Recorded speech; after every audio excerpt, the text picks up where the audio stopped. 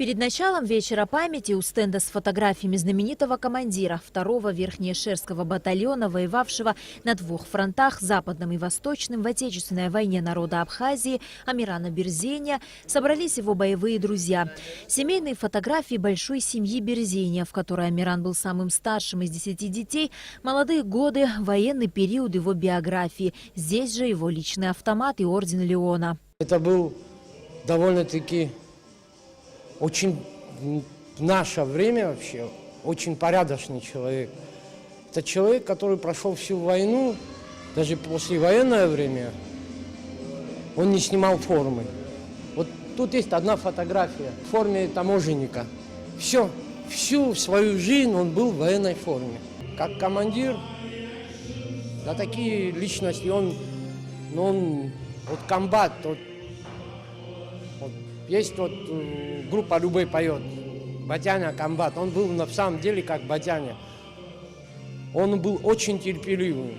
На вечере выступали близкие и друзья героя. Они говорили об Амиране Берзения как о достойном сыне своего народа, для которого Апсура и Аламос были неотъемлемой частью жизни. Он был истинным комбатом, говорят они, бесстрашным командиром и преданным другом. Были также зачитаны стихи в его честь. Родные сестры Амирана, известный в нашей стране дуэт «Сестры Берзения», исполнили песню. Также были показаны кадры из военного архива.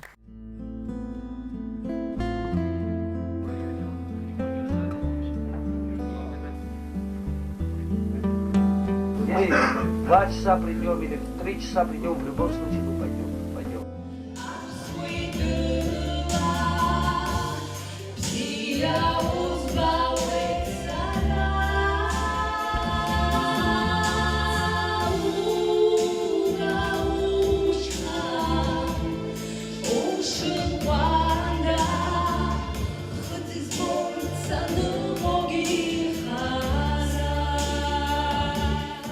Идея организовать подобный вечер возникла давно, поделилась с нами сестра Амирана Мзия. И вот в год его 55-летия семья собралась силами. Мзия вспоминает старшего брата с болью в глазах. «Он был мне другом», — говорит она. Для меня он брат, прежде всего. Для меня он друг. Мы с ним были близки. Он был старше меня на 2 года. Но мы были друзьями. И у нас очень много было общего. Открыто всегда обсуждали любые темы, не было у нас с ним секретов. Герой, может быть, для друзей, для Абхазии, но прежде всего он брат, он друг. Сын Амирана Валерий признается, что гордится отцом. Ему было 7 лет, когда он погиб. Но в памяти сына Амиран остается справедливым и любящим. Этот год получался юбилейный, ему было 55 лет, было бы.